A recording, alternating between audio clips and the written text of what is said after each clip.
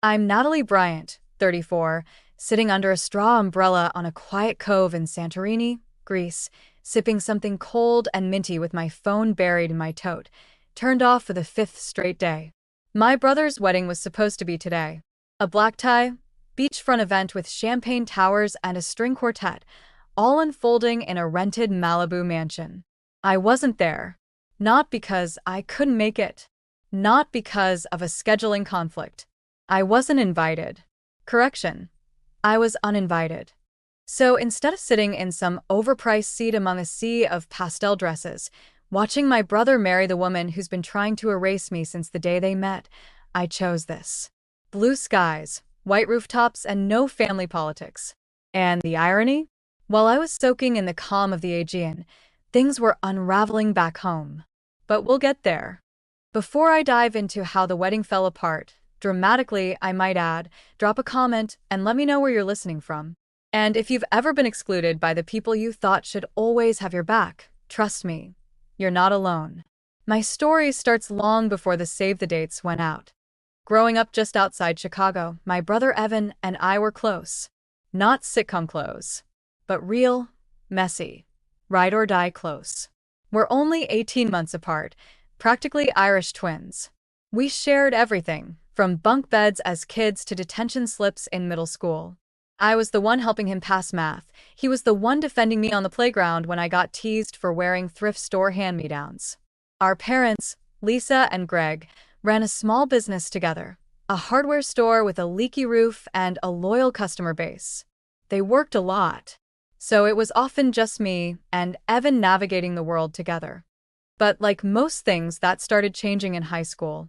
He became the golden boy varsity athlete, naturally charming, the kind of guy teachers gave second chances to and girls wrote about in their journals. And me?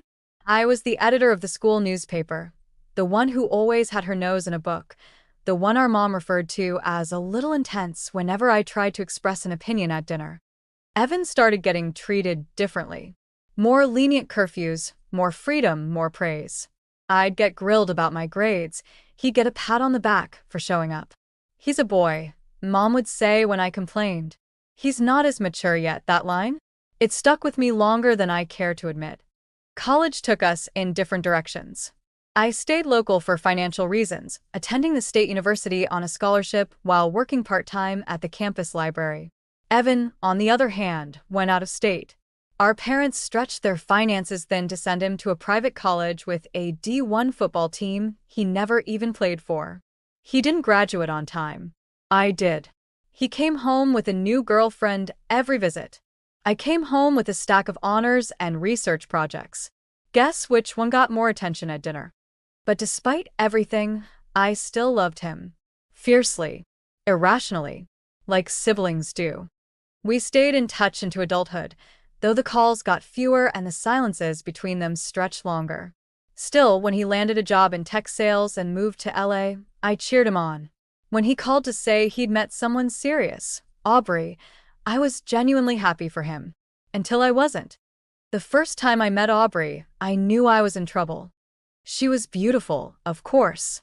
Polished, stylish, with that breathy, soft-spoken voice that makes people lean in like she's always sharing a secret. She smiled too much and asked too little. Her compliments felt curated, like something she'd practiced in the mirror. "Natalie, you're so real," she said the first time we had brunch. "It's refreshing, like I was a rare breed of feral cat she had decided to pet." My radar went off immediately, but I tried to be open. Evan was clearly smitten, and I wanted to believe she'd warm up. But over the next year, the pattern solidified. Aubrey would conveniently forget to include me in group photos. She'd correct me on harmless things like how to pronounce charcuterie in front of others. She once referred to my job as a cute nonprofit thing, even though I manage a team and oversee 7 figures in grant funding. When I brought any of this up to Evan, he'd brush it off. "She's just nervous around you," he'd say. "You're kind of intimidating." There it was again. Too intense. Too serious. Too much. I should have drawn boundaries then. But I didn't. Because deep down, I was still that kid who thought if I just proved myself enough, my family would see me. Really see me. Then came the engagement, and the beginning of the end. The engagement was announced via a curated Instagram post. Of course, Sunset Beach, ring glinting just so. Aubrey in white linen like she'd been cast in a perfume ad. I found out with everyone else. No call, no heads up. Just Evan's caption. She said yes. Forever starts now. I stared at my screen longer than I care to admit. Not because I wanted to be the first to know, but because after everything, I thought I would be. I double-tapped it anyway. Left a comment. Congratulations. So happy for you both. It felt like swallowing chalk. 3 days later, Evan called. Sorry I didn't tell you sooner, he said, voice casual, like we were discussing sports scores. We just wanted to keep it quiet until we had the right moment. Instagram was the right moment. He laughed, like I'd made a joke. You know how Aubrey is. She wanted to make it special. A small pause. Then he added, of course you'll be in the wedding. I mean, you're my sister. Of course. I should have seen that as a red flag, not a promise. In the beginning, I was included. At least, technically. Aubrey asked me to be a bridesmaid.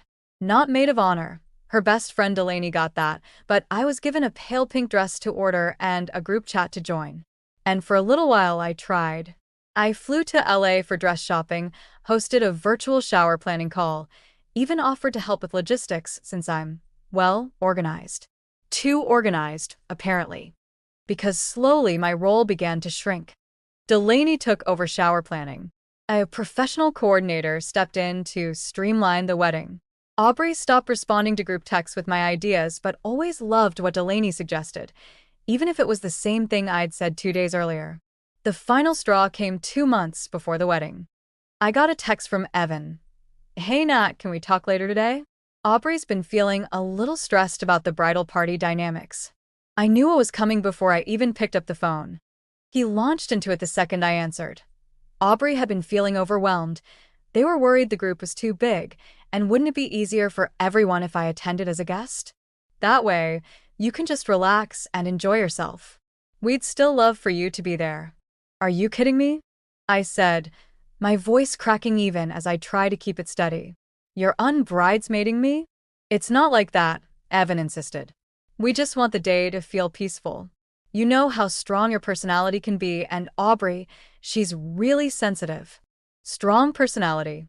There it was again. The family code for, you make people uncomfortable by having boundaries. I didn't cry until after I hung up. And then I couldn't stop. A week later, I got the official invite.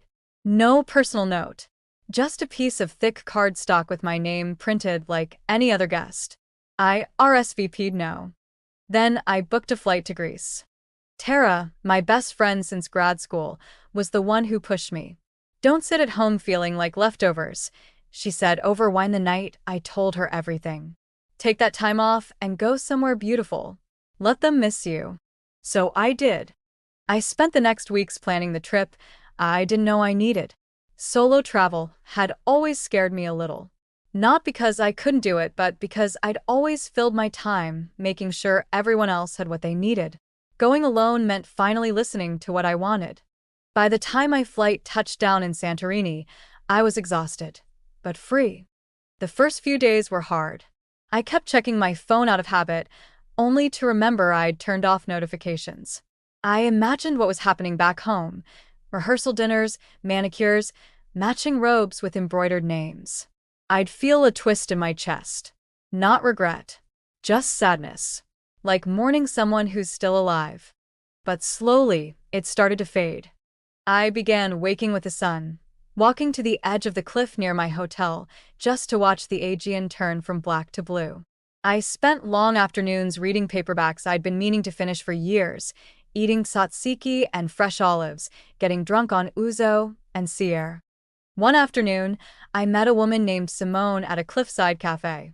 She was in her 50s, solo like me, sketching the coastline in a small notebook. We struck up a conversation, and she told me this was her 8th solo trip since her divorce.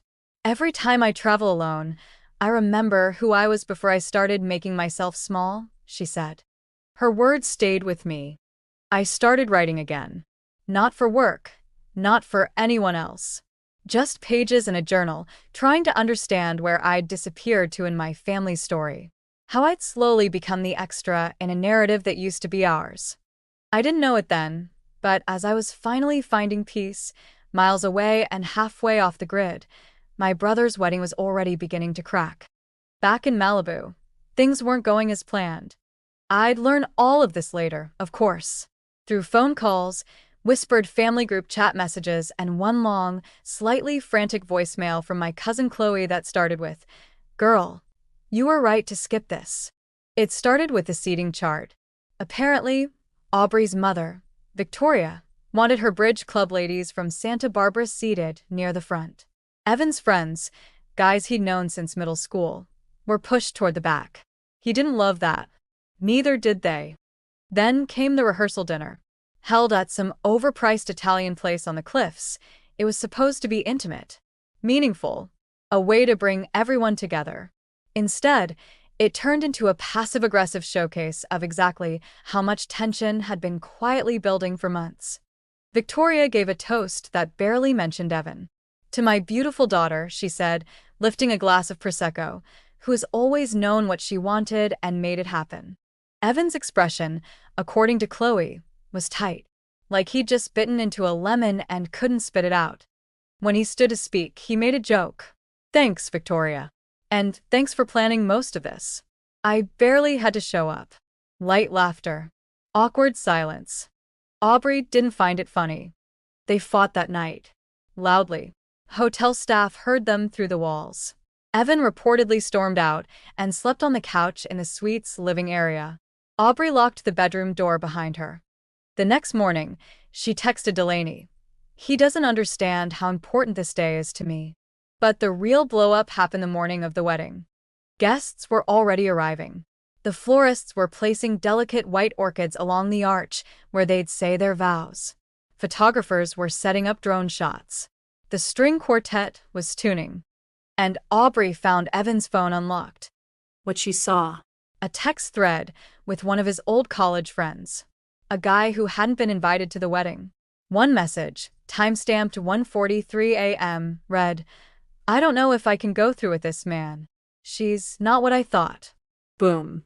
According to Chloe, Aubrey walked into the bridal prep suite white as a ghost, her perfectly applied foundation unable to mask the fury in her eyes.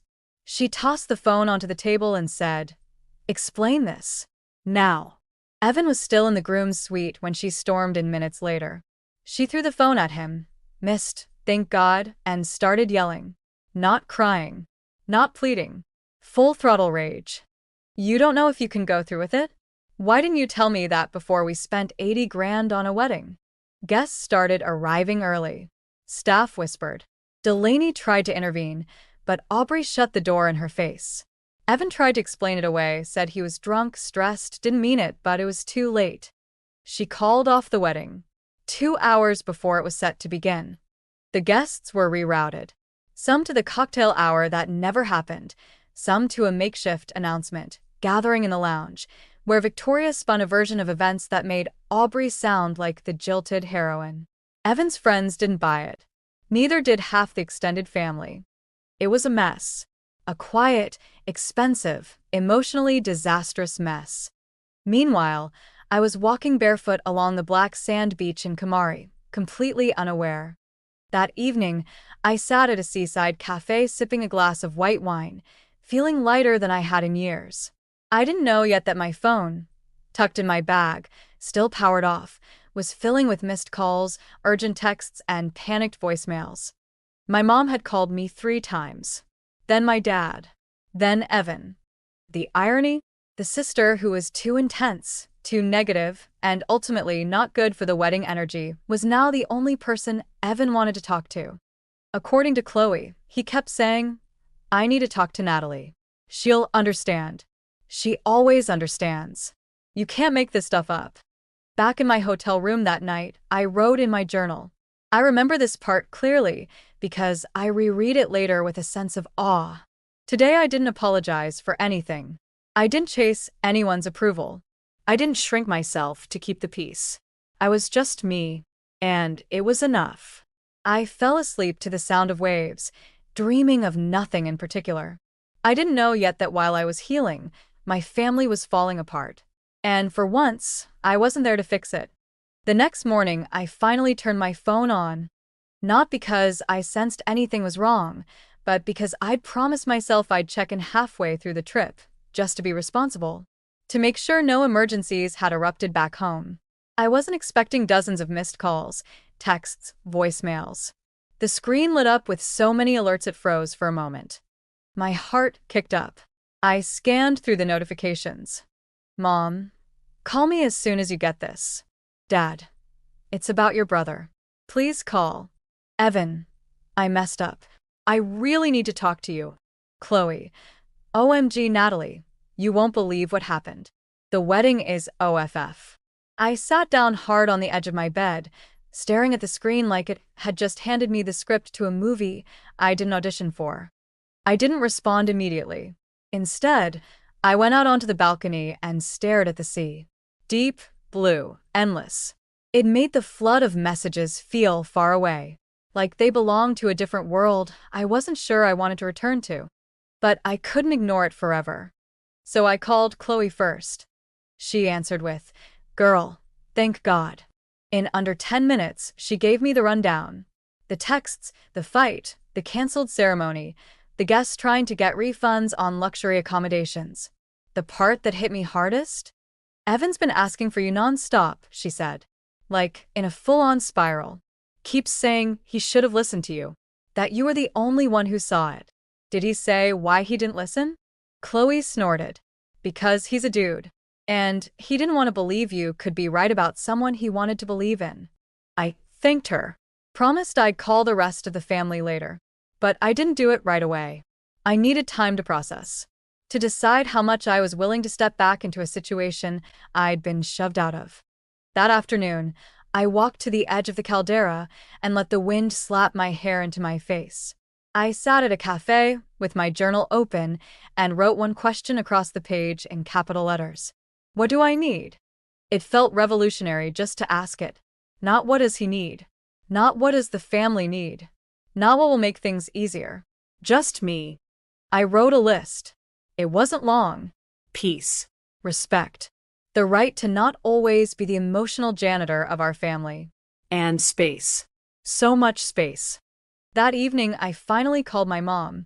Her voice was pinched, brittle, like she'd been crying on and off for days. Sweetheart, she said, we're so sorry. About everything. Evan's a mess. He wants to talk to you. We all do. I let her talk. Let her explain how Aubrey had packed up and left Malibu the day after the canceled wedding. How Victoria had tried to spin a version of events to save face socially. How the refund policies were still being negotiated. How Evan hadn't left his apartment in 48 hours. Does he want to talk to me? I asked finally. Or does he want me to fix it? Silence. I think, she said carefully, he wants to hear the one person who told him the truth when no one else did. When I called Evan the next day, he answered on the first ring. Natalie, he said.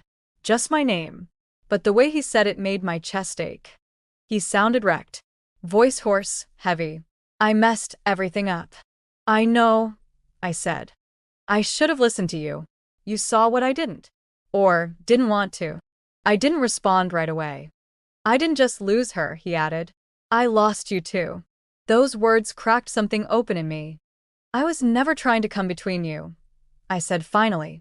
I was trying to protect you. I know that now, he said. And I hate that it took losing everything to see it. We sat in silence for a moment. The line between us stretched across continents, but for the first time in years, it felt like we were standing on equal ground. I'm still in Greece, I told him. I'm coming home in a few days. We'll talk then. Will you come see me? Maybe, I said. But not to fix anything. I'm not your cleanup crew, Evan. Not anymore. I don't expect you to be, he said. And for the first time, I believed him. I landed back in Chicago on a gray Wednesday, the kind of day that feels permanently stuck at 4 p.m., not quite light, not quite dark. The moment I stepped off the plane, I felt the weight creeping back in. That familiar pressure in my chest, like I was bracing for something. Home. The word used to feel comforting. Now it felt complicated. My parents offered to pick me up from the airport. I declined. Instead, I took a cab straight to my apartment, dropped my bags, and sat on the couch in silence. No TV. No music. Just me and the low hum of the radiator kicking in for the season. I didn't call anyone that night. Didn't return the just checking in texts. I needed to remember who I was in this space, in this life, before letting my family's chaos back in. The next day, I met Evan for coffee. He suggested our old spot from high school, the one near the train station with the uneven tables and the best vanilla lattes. It was quiet when I arrived. He was already there, waiting, fiddling with a coffee sleeve like it might provide answers if he bent it the right way. When he saw me, he stood up too quickly, like maybe he thought I'd change my mind and bolt. "Hey," he said. I nodded. "Hey." We sat. The silence between us wasn't tense. It was heavy, full of everything we hadn't said for years. "I don't really know where to start," he admitted after a while. "Try the truth," I said. "That's new for us." He looked like he wanted to argue, but didn't have the energy. I knew something was off with her. I didn't want to be the guy who screwed up the perfect life everyone thought I was building. "Evan," I said, "that illusion only works if you ignore reality. And if you push out the people who won't lie to you." "I know." He looked at me then, really looked at me. "And I pushed you out. For years. Not just the wedding." I didn't respond. I didn't need to. I thought if I admitted you were right, it meant admitting I was wrong about everything. And I couldn't handle that. So I made you the problem. I let that sit between us. "I'm sorry," he said. And this time, it wasn't performative. There was no expectation attached to it. He wasn't saying sorry to get something. He was just sorry. I nodded slowly. "Thank you. I don't expect things to go back to normal," he added. "Good," I said. Because normal wasn't good for me. He cracked a small smile. "Fair." We sat for another hour. Not fixing, not undoing years of imbalance, but beginning, rebuilding. When I got home, I called my mom. She answered on the first ring. "Hi, sweetheart." "Hi. Just wanted to let you know I saw Evan." "Good," she said, clearly relieved. "How did it go?" "It went. There's work to do." She sighed. On all sides. And, to her credit, she didn't launch into excuses. Didn't try to explain away the past. Just let the silence fill in what we both knew. In the following weeks, something strange started to happen. My family began treating me like a whole person. I don't mean everything was perfect. It wasn't.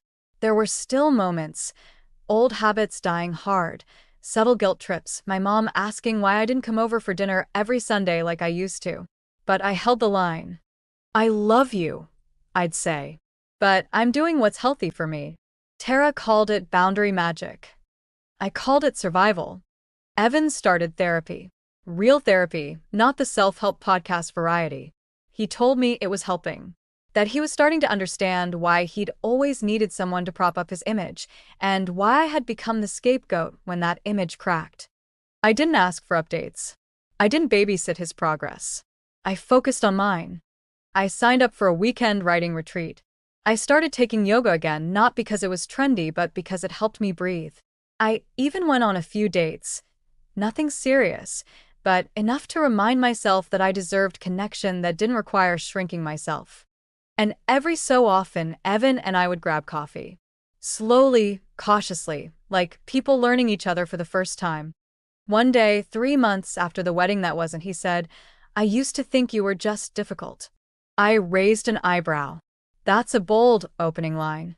He smiled sheepishly. "I mean, I thought you were just looking for reasons to criticize. But now I see you were trying to protect me, in the only way you knew how. And I punished you for that." I nodded. "Yeah, you did." He didn't flinch. "I'm trying to be better," he said. "I know," I said. "Just keep going." And that was enough. 6 months later, my brother came to my apartment with a box. I was in sweatpants, cleaning out a junk drawer when he texted. "You home? Can I drop something off?" I said sure, assuming it was something boring, mail.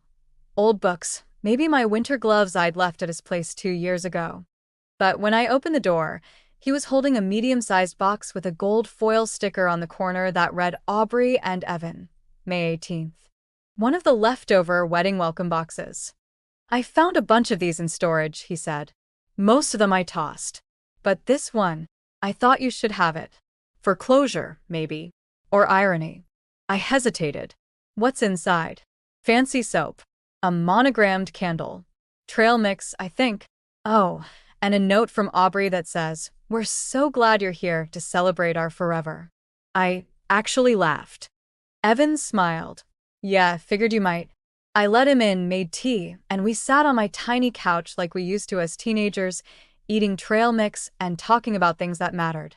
He told me he was starting to feel like himself again. Not the version he'd tried to become for Aubrey. Not the curated image of the golden son our parents subtly encouraged. Just Evan. The guy who once played guitar badly and made up parody songs about our math teacher. He was funny again. Human. I wish you'd been at the wedding, he said quietly. I wasn't invited. I reminded him, smiling. I know, he said. Biggest regret of my life. I looked at him. Really? He nodded. Not because of what happened with Aubrey. That was inevitable, honestly. But because you're the one person who's always had my back, even when I didn't deserve it. I didn't say anything. I didn't need to. Some wounds don't close clean. They leave jagged edges and tough scar tissue. But scars mean healing, too. They mean the bleeding stopped. A few weeks later, Mom invited both of us to dinner. Something casual. Homemade lasagna and garlic bread and that weird lemon pudding she always pretends is light but has more sugar than a bakery window. When I arrived, Evan was already there, setting the table. Mom was bustling around in the kitchen, and Dad was fixing the thermostat, swearing under his breath. Just like old times, Evan joked, handing me a stack of napkins. I smiled, minus the resentment. He laughed. Yeah. That helps. Dinner was good. Surprisingly so. No big speeches, no awkward apologies. Just 4 people relearning how to be a family without the old scripts. When I stood to leave, Mom hugged me and whispered, "Thank you for not giving up on us." I stepped back and said, "I didn't do this for you. I did it for me." She nodded. And I'm proud of you for that. Progress. Months passed. Spring came. I got promoted at work. I started planning another solo trip, Lisbon this time. Evan started dating someone new. Her name was Rachel, and she was grounded and curious, and very much not Aubrey. I met her over brunch one Sunday. She asked me thoughtful questions and actually listened to the answers. Later, Evan texted, "She likes you." I told her if she didn't, she wasn't allowed in the family. I replied, "Tell her it's mutual." She passed the vibe check. Funny how far we'd come. I used to think being excluded from that wedding was the worst thing that ever happened to me. Now I think it might have been the best. Because it forced me to stop begging for inclusion. To stop shrinking, softening, explaining myself to people who didn't want to understand. It pushed me into solitude, and that solitude became freedom. I went to Greece as the forgotten sister. I came home as myself. Almost exactly a year after the canceled wedding, I found myself standing in front of a group of nonprofit leaders at a regional conference, giving a keynote on sustainable leadership. Me. The girl once called too intense for simply having opinions. After the applause, someone from the audience approached me, someone I'd worked with peripherally over the years. She said, "You have this calm strength about you now. Like you don't need to prove anything." I smiled, thanked her, and walked out into the sunshine feeling exactly that. Unbothered. Unburdened. Unapologetic. Later that week, Evan invited me to a small birthday dinner. Just a few friends, Rachel, and our parents. He asked me to bring a dessert, said I was still the reigning brownie champion. I made a double batch. Some traditions are worth keeping. Midway through the evening, he stood up with a fork in his hand, tapping it gently against his glass. "Okay, I know this isn't a wedding or anything," he said, glancing toward Rachel with a playful grin, "but I wanted to say something." Groans from the table. Speeches at dinner? Someone teased. Evan smiled. Just this once. He looked at me. A year ago, he began, I stood at the edge of the biggest decision of my life, and I nearly went through with it. Not because it was right, but because I was afraid of what it would mean if I backed out. The person who told me the truth about all of it wasn't in the room that day. And that's on me. I pushed her out because her honesty scared me more than my own doubts did. The room went quiet. Since then, I've had to relearn a lot about relationships, about integrity, about what it means to show up. And I'm still learning. But one of the biggest lessons is this. If you're lucky enough to have someone in your life who tells you the truth even when it's hard, hold on to them. Don't make them fight for a seat at the table. Give them a front row seat. He raised his glass. To Natalie, the sister I should have never needed a wake-up call to appreciate. I blinked fast. Swallowed the lump in my throat. Everyone clinked glasses. I smiled, nodded, said, I still expect birthday brownies in return, you know. Laughter. Clapping. Warmth. Later, Rachel leaned over and whispered, he talks about you all the time. You really are his North Star. It was the kind of moment I used to wish for. And now it felt earned. After the dinner, my mom pulled me aside. We're proud of you, Nat, she said, her voice gentle. Not just for who you've become, but for how you got there. I'm proud of me too, I said. And meant it. Because here's what I've learned. Sometimes exclusion is protection in disguise. Sometimes the door that slams in your face saves you from walking into a fire. And sometimes being left out is exactly what you need to finally step into yourself. If I had gone to that wedding, I would have smiled through clenched teeth. I would have said congratulations while ignoring every red flag waving in my gut. I would have played my part and gone home hollowed out. Instead, I flew halfway around the world, unplugged from every voice but my own, and started listening, really listening, for the first time in years.